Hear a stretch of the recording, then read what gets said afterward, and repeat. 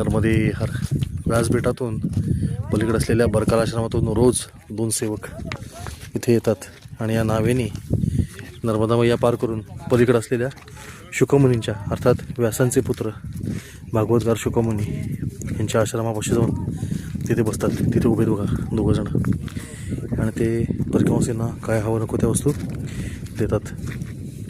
खूप मोठी सेवा इथे चालू आहे. ही मैयामधली नाव आहे. मैयामधली नाव आहे. 4 परिक्रमासी येत आहेत. आता आपल्याला बघायला मिळेल सेवा कशी देतात.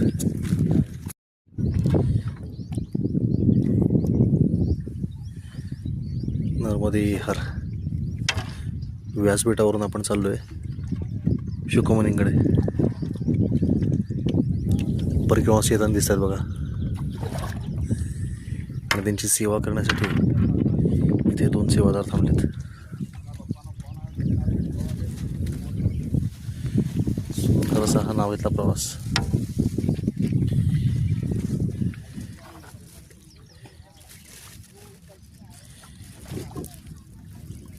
समुद्राच्या इतकी जवळ आली तरी नर्मदा मैया किती शुद्ध आहे बघा.